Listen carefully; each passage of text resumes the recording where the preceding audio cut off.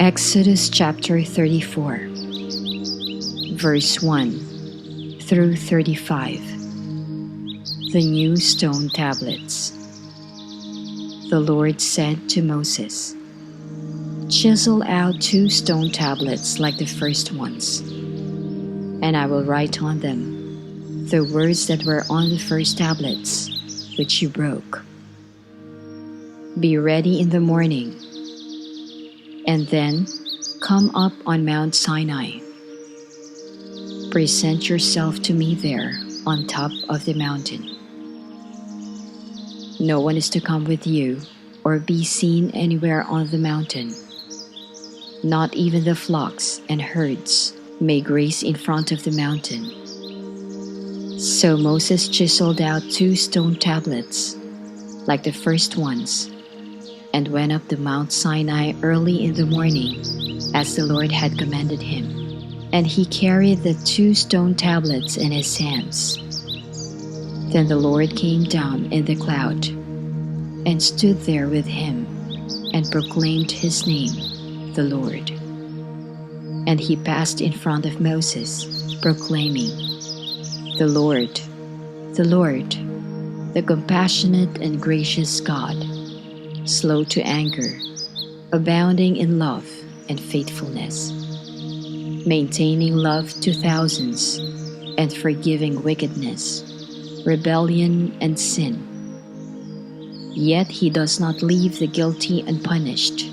He punishes the children and their children for the sin of the parents to the 3rd and 4th generation. Moses bowed to the ground at once and worshipped. "Lord," he said, "if I have found favor in your eyes, then let the Lord go with us. Although this is a stiff-necked people, forgive our wickedness and our sin, and take us as your inheritance." Then the Lord said, "I am making a covenant with you. Before all your people, I will do wonders never before done in any nation in all the world. The people you live among will see how awesome is the work that I, the Lord, will do for you. Obey what I command you today. I will drive out before you the Amorites, Canaanites, Hittites, Perizzites, Hivites, and Jebusites. Be careful not to make a treaty with those who live in the land where you are going, or they will be a snare among you. Break down their altars, smash their sacred stones, and cut down their Asherah poles. Do not worship any other god, for the Lord, whose name is jealous, is a jealous God. Be careful not to make a treaty with those who live in the land, for when they prostitute themselves to their gods and sacrifice to them, they will invite you, and you will eat their sacrifices.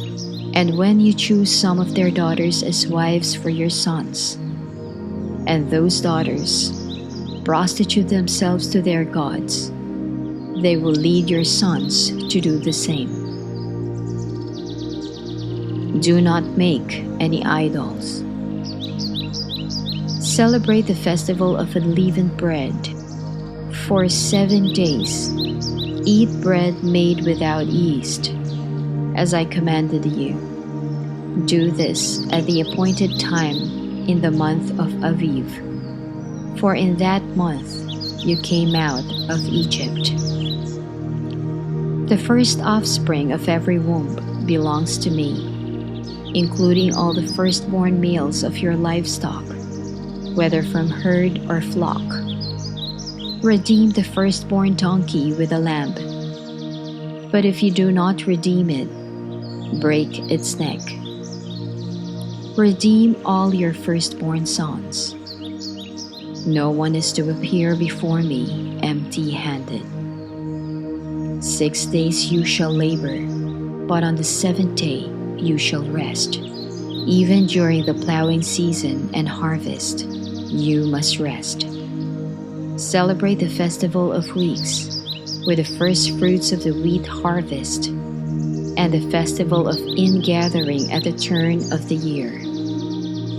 3 times a year, all your men are to appear before the sovereign Lord, the God of Israel.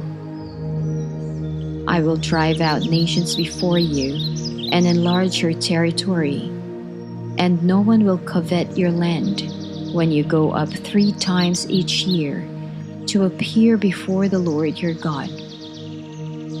Do not offer the blood of a sacrifice to me, along with anything containing yeast, and do not let any of the sacrifice from the Passover festival remain until morning.